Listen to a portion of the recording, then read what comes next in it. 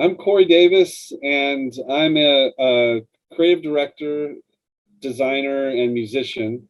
Currently at my new studio called Eyes Out, and I get involved with just about everything on the development side.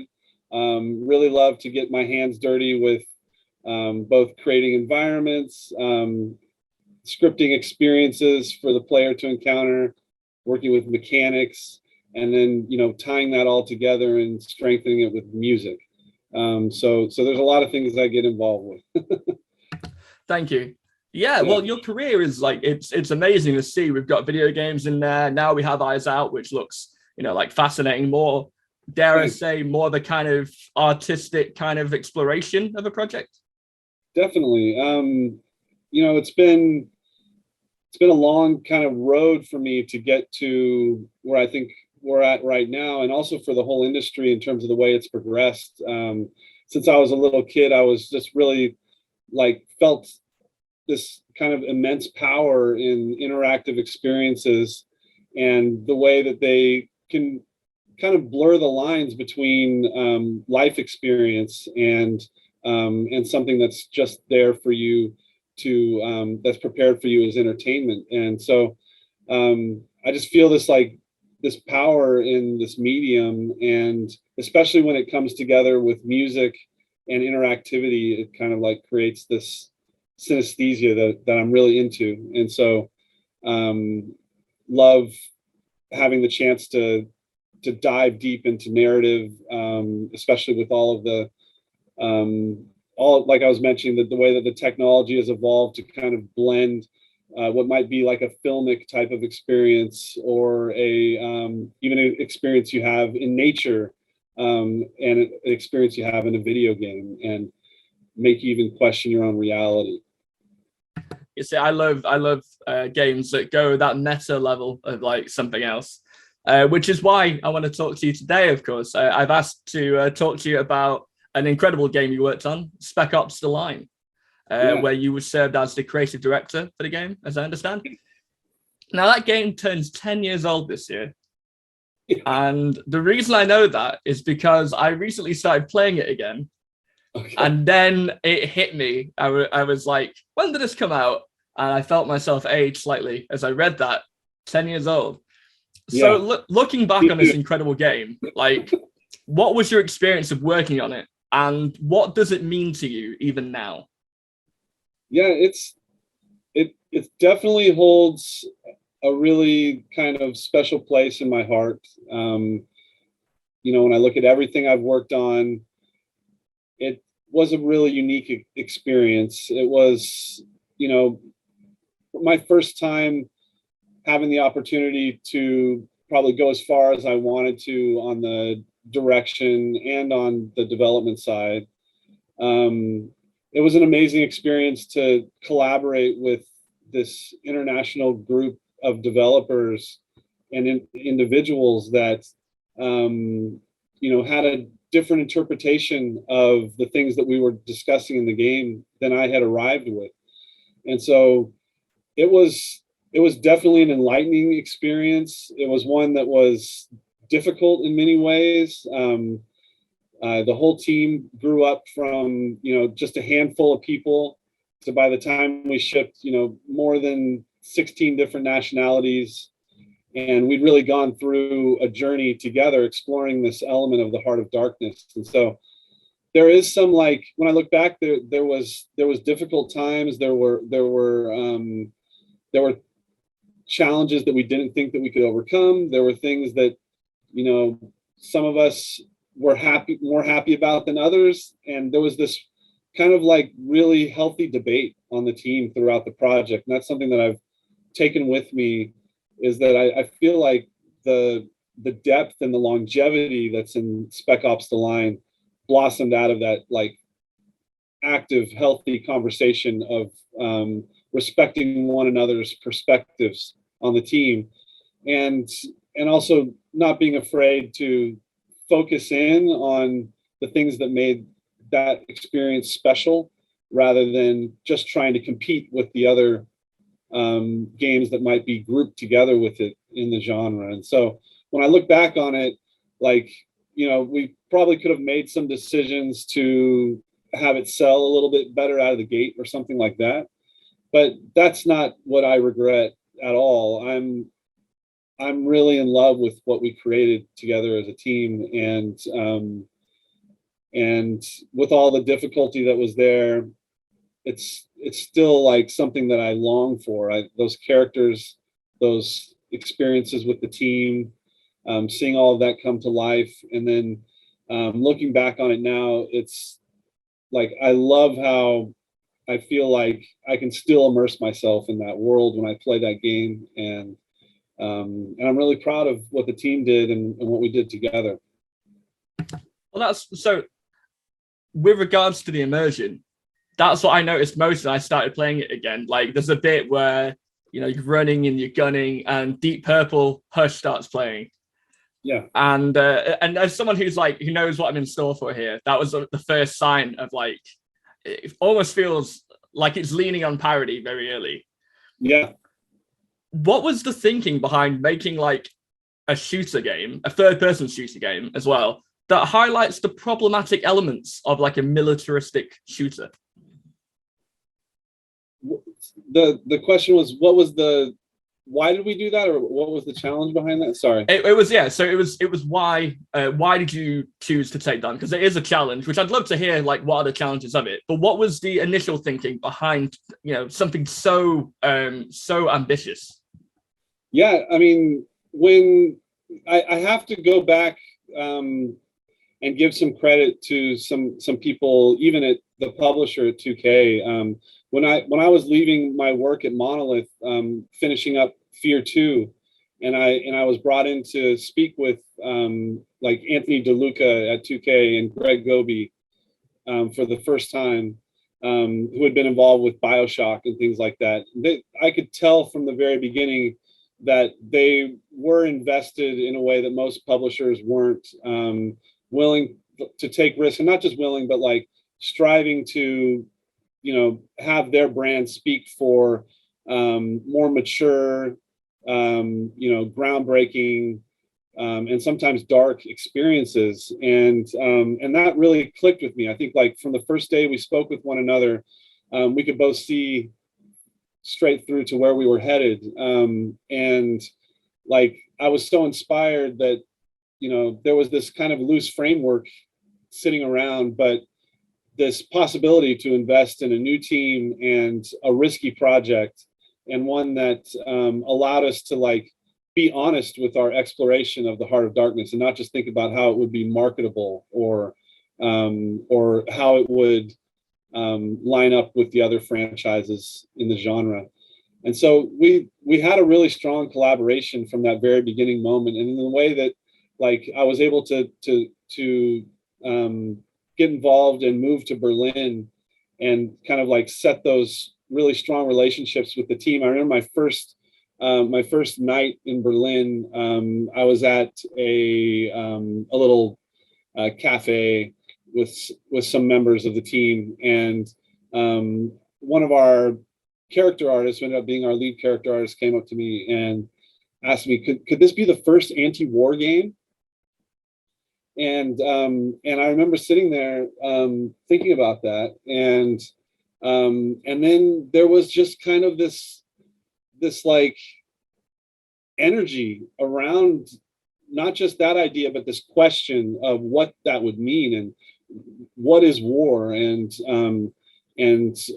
how should it be expressed in games, and can games be taken seriously enough to even discuss these things? And should we be anti-war? What's actually going on in the world? So these conversations started to take place, and then the environment there of the history that's there in Berlin, and the very real reasons why they've avoided certain depictions of violence and things like that in their entertainment, and then coming to the realization that there was this honest approach and this passion from this group to speak about these things, and to not be bottled up by anyone, whether it's the the public, the publisher, the budget, that I think we all kind of started to drift into this understanding that this was a special opportunity, and it wasn't easy, but I think that the group, maybe we were fortunate to have this particular group of people that ended up, that were partly from Berlin and around the world. But I think it's representative of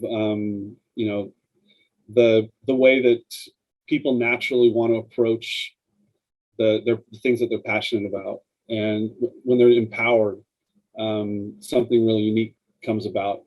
But I had in my mind from before I had ever thought about this project that delving into the darker aspects of the human psyche, and the meaning and the question behind the meaning of life, where we came from, why we're here, why we make the decisions we make, the consequences that they have, what are the real ramifications of those. I've always wanted to delve into that in games, and this was just the perfect opportunity to do that. And we ended up with like a really special group of collaborators that jumped over hurdle after hurdle after hurdle. And even when we had our first reveals and the press was going, what is this Call of Duty clone? People stuck to the vision, and I have to really credit both Jaeger and those individuals at 2K that were willing to do that. Well, that's fascinating that you talk about like the bigger things there, the meaning of life, because one of my favorite parts of the game is the idea that Colonel Conrad sort of takes agency away from soldiers. Like, they're there to fight, and if there's no fight, then there's nothing to them. And that's a really sort of blunt portrayal of like life being very, very sort of singular in its focus. And I like how Walker never really sort of completely follows that path. Like, he's still kind of an individual, and it makes which really ties into the freedom of choice bit of it really throughout the game, which I love, especially because like early on, I don't think I was aware I was making choices sometimes. Yeah. And it's incredible in that respect. But one thing I do notice about that is, do you ever worry that maybe people didn't quite pick up, or that people might not have instantly picked up on the core message of sort of forensically examining what war really is? Yeah, I think that there's a lot of, your experience is definitely, it's one that I've heard other people talk about as well, where they were kind of like, it snuck up on them and surprised them. And it's both intentional and something that we kind of discovered along the way as well. For us, that experience of questioning, just like I was mentioning at that cafe, is this an anti-war game? What does that mean? What is war? And how do I relate to these decisions I'm making? For me personally, one of the reasons why it's so powerful is because it's not something that most people knew they were signing up for. And so it was something that we talked about a lot in the press, but also all the other games that we were coming out with around the same time were also talking about it. They just didn't do a lot of it. And so there was a lot of doubt, actually, when I would go in and show a portion of the game or discuss it with different journalists back in the day before it came out.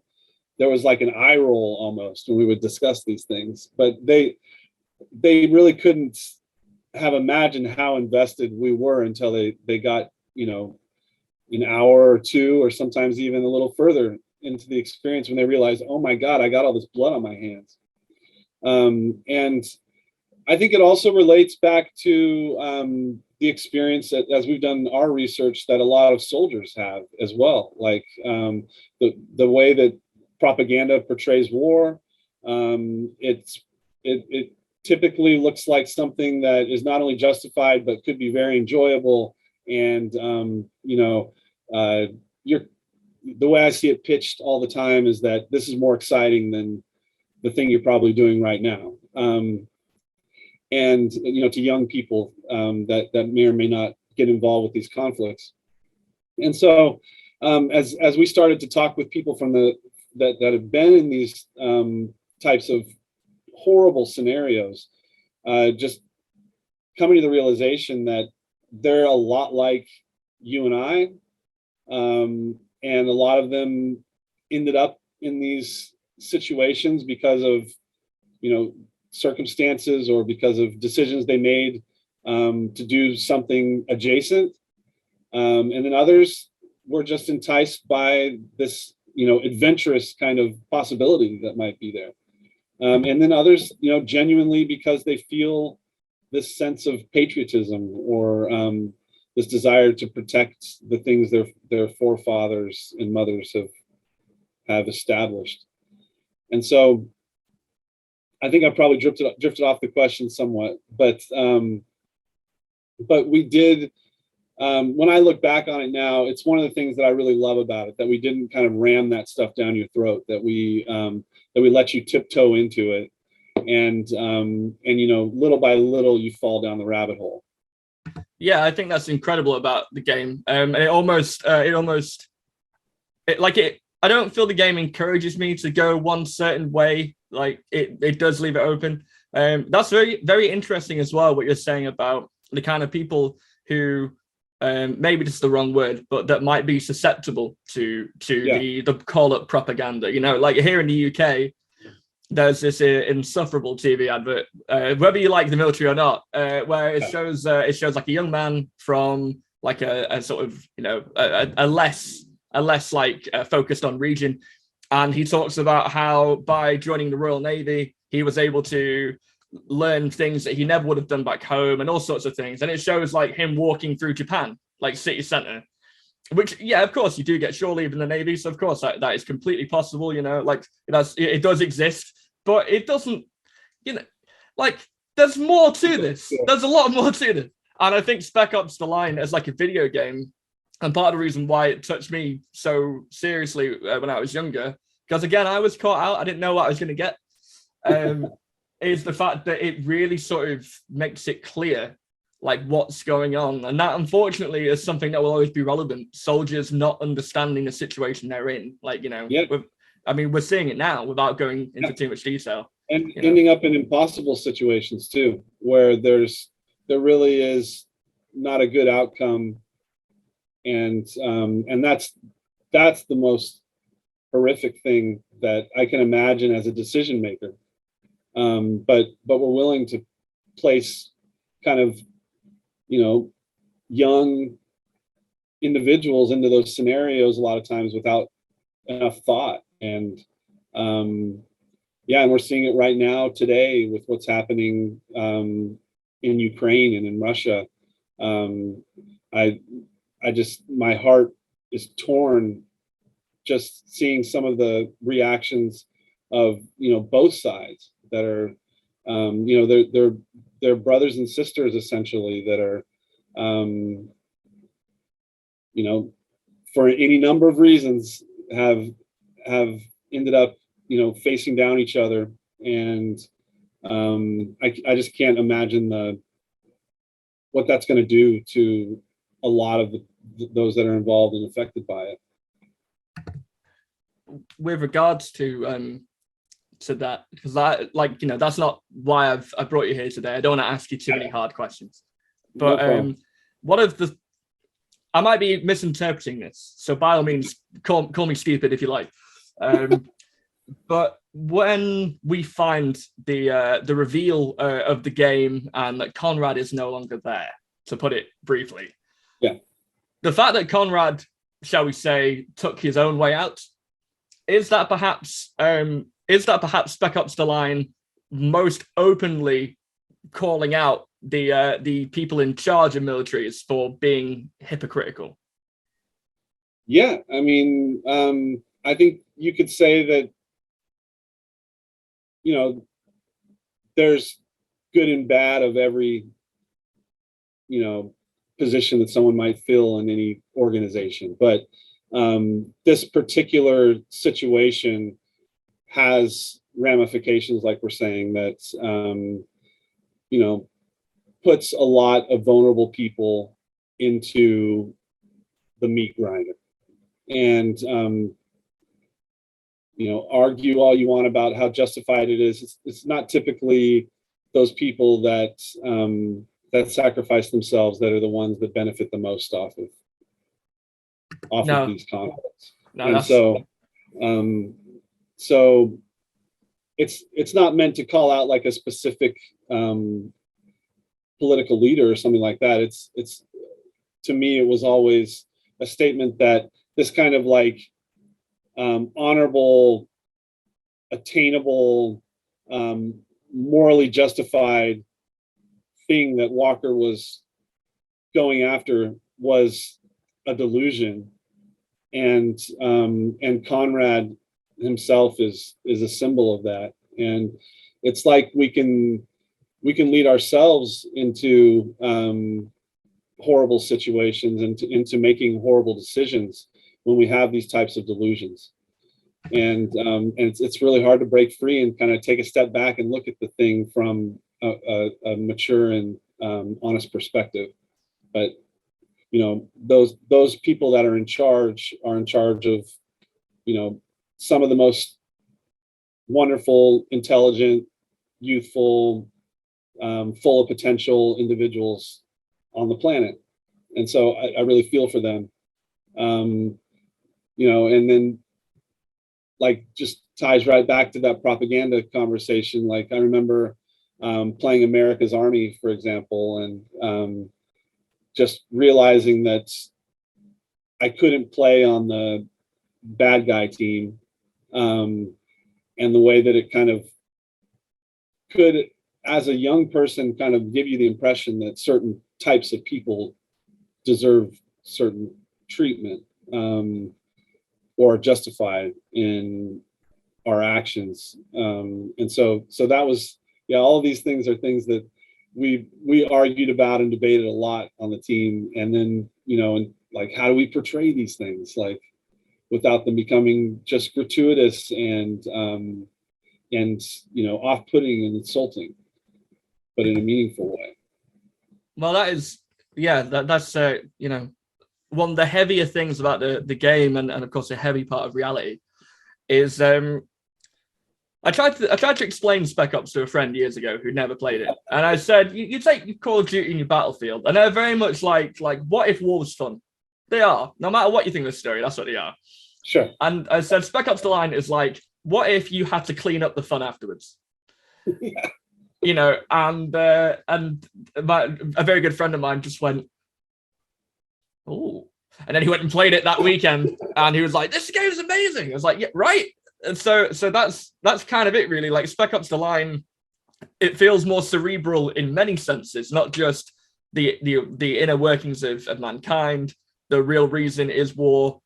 Is it ever justified? You know, I mean, even straight away in Spec Ops: The Line, you're shooting at enemies, you don't really know who they are, and they don't really know who you are. It's just, there's someone here, let's shoot. Like, and yet, despite that, how obvious that is, everyone I know still fell for the plot twist of the reveal. And I have to ask you, Corey, how did you do it? How did you pull the wool over all of our eyes so effectively? Oh man, it's definitely like it's an element of focus, you know. It's understanding from, like, I remember the flight over to Berlin for my interview even, and just the understanding of the potential and the fact that if we tried to do everything, we were going to lose out on this one special thing that we're still talking about. And so there was an effort from the very, very beginning for me to try and make sure that everyone who is a stakeholder and all of the developers understood that, you know, it wouldn't, like, if we beat Call of Duty on their shooting mechanics, we have not succeeded. If we cut out the soul of this conversation in order to surpass another game's feature set, we'll completely, we'll be dead in the water, because they've all been doing this for ages, and it is a lot easier to, make guns really fun to shoot and make them super satisfying to destroy things with. It's like one of the things in games that is the most kind of tactile and powerful is just that, pointing of, sorry, I'm not pointing a gun at you, pointing of, that analog crosshair, and actually having the ability to reach out and touch something in the world, and having an instant reaction to that, and being able to judge your skill on that and things like that. No matter how much we nailed that, I knew that I would be disappointed, and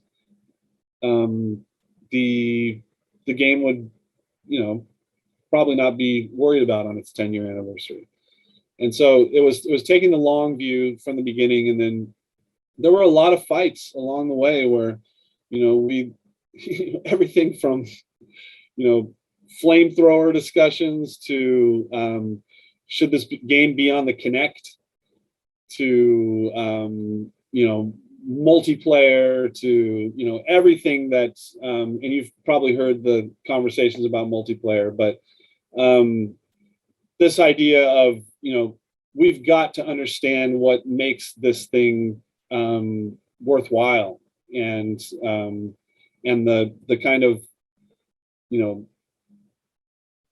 glorification and adding fun to a wartime experience just wasn't the goal of anybody on the team. It was also something that, like, I would say that the Germans on the team really brought this element of, like, if we're going to have violence, it's going to be there for a reason, and that's something that I wanted, but they never let me step back from that for a moment. The way that they stuck to their guns was, no pun intended, was amazing. Like, people willing to walk out on the project if it became just a kind of glorification of war, or some sort of war porn. Really, every day, the team being invested in what was going on in both Iraq and Afghanistan, and other regions of the world, and in historical conflicts, that stuff was with us in all of our conversations. And so I think that, that taking that kind of like high level focus, and then holding on to it as tight as we could, and then having these kind of naturally, this team just really fit with this concept. It was amazing. Well, that's the thing about the game, like, in terms of where it draws its inspirations, because like you said, like, in terms of gameplay mechanics, when I played it years ago, I thought it was great. Looking back now, it still feels like it's satisfying to play. It's visceral, until you then realize that you sort of feel guilty for how visceral it is. Like the third time you shoot those windows out and people get covered in sand, you're like, I'm a monster. Yeah. But as intended, of course, as intended. The thing about the game is that I still think it's as relevant now as it ever was. Like, it genuinely is like a perfect example of war, like, in a fictional sense, which is incredible. And so for me, I find it odd that it's not more readily available now. You can play it on Xbox back compatible, you can play it on Steam, but like, it seems like the kind of game that, okay, I mean, obviously the story was critically acclaimed, and maybe there were other areas where, like, perhaps it could have excelled more, but it feels like the kind of game that if it was remastered now, it would still have an audience of people who just click with that story like nothing else. Would you want to see that game remastered or remade even? Totally. And I don't work with 2K, and so I'm not afraid to say this. There's a lot of people at 2K that would as well. It's something that there was a lot of complication between the developer Jaeger and 2K at the time, who owns the Spec Ops IP. And there was on the business side, things that I wasn't involved with that ended up with Jaeger and 2K not wanting to work together after the project. But there were conversations about additional campaigns. There were conversations about full sequels. There were conversations about, and now more recently, there's been conversations about remastering as well. It's something that, I'm starting to tell people this, so I don't really care, but I'll definitely be diving back into that universe in the future. Well, that's very exciting. Yeah. And it's, currently I'm establishing a world that I think speaks to a lot of these elements as well, but in a much different kind of, perspective of the protagonist. But the world of the line and the questions that we ask there, and the kind of that honest approach to the scenarios that soldiers find themselves in throughout the world, all of that stuff is still entirely relevant to me. I never wanted to stop discussing those things. It's just kind of the way projects finish, and I float on to the next opportunity for me. But I've continued to push those elements that we focused on back then, and like those characters in Spec Ops: The Line, they haunt me. They're part of me, and they're not dead. And so I'm there probably once a week in my dreams. But if I have anything to do with it, we'll all go back there again. I have to say, as a fan, I would love that. Like. Thanks so much. And like it means a lot to me. Like it's the most honest depiction of war I've seen in a video game. I've seen and there are some fantastic video games out there that have done fantastic meta-narrative stories. But Spec Ops: The Line couldn't exist in any other media format. If you're not pulling that trigger, its message would be lost. That's exactly right.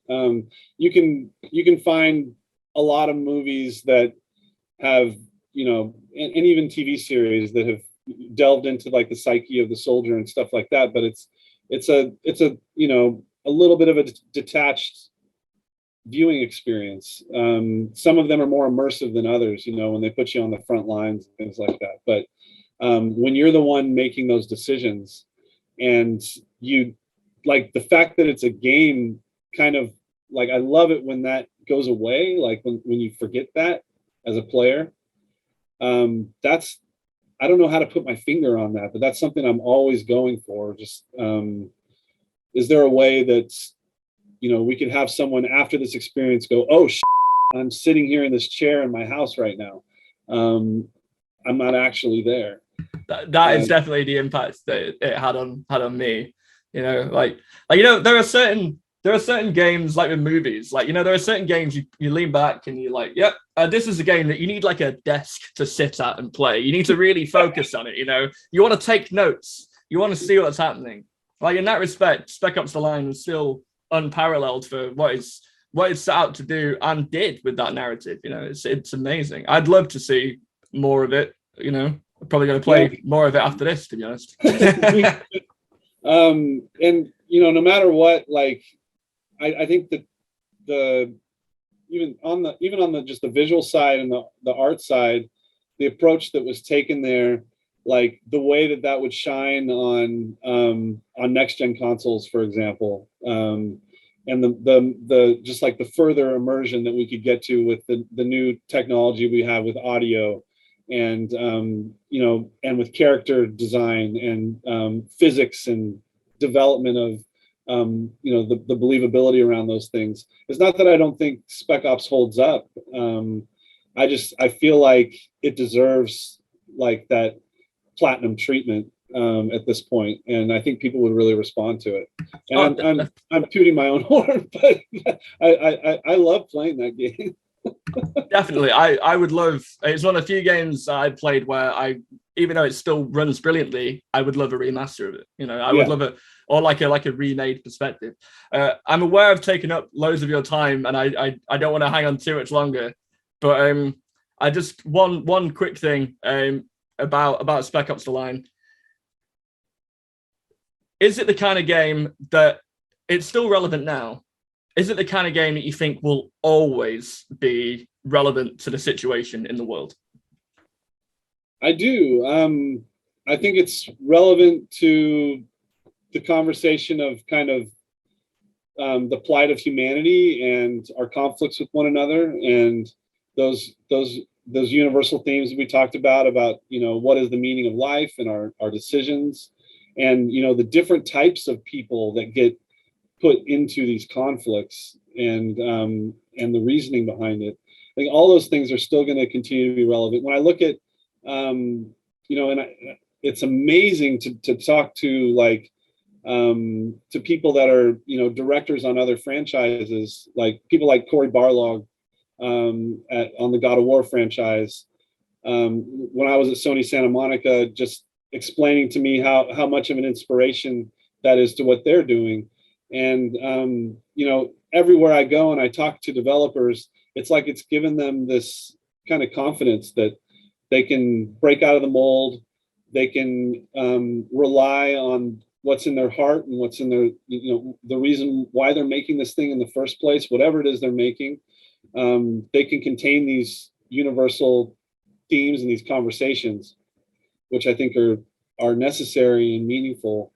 You know, when I look at games like Last of Us, or even the Uncharted series, or you know, games that have much bigger budget than what we were working with, I see the kind of threads going there, and it just makes me so happy because I really do love playing all those games, and I love their you know, games have the most like probably extreme expression of like alternate worlds and realities and possibilities, and you know, alien experiences and sci-fi experiences and things like that. When that narrative element and that interactive element come together in those places, like they just blossom into something really special. And so I want to continue, you know, striving for those things that we set out to do back then. And I really do feel like there's a lot of people in the industry that are as well. And I do feel like that conversation will stay relevant. Yeah. Well, thank you very much for that, and I agree completely. I really do, and it's wonderful. I'm glad that it gets cited and praised as much as it should, because Spec Ops: The Line is that rare thing. It's a perfectly cut gem. You know, they don't come along very often. Yeah, thank you as well for taking the time to talk to me about it. Thank you, and yeah, and it's interesting because there's like it's almost taken me this long to like take a step back and like some of the questions you asked me, like, you know, revisit, because when you're just leaving the project, you know, you have all this tension about its reception, and about, you know, what you're going to do next and things like that. But like, I think clearly I can look at it now and both benefit on other projects and realize that there's something that I want to revisit there. And so I appreciate you helping me focus in on it.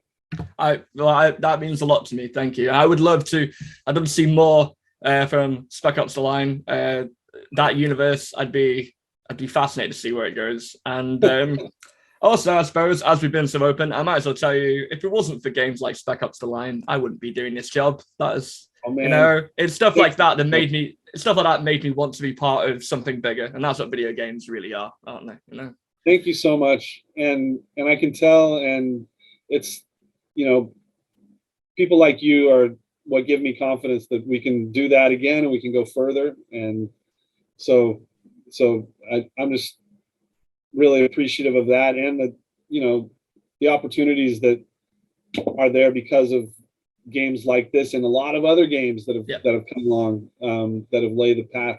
So thanks a lot. It's my pleasure. Seriously, you are eternally welcome. Thank you for this, Corey. I've had a wonderful time talking to you, and I'll go ahead and stop the recording now. So there we are. Sure.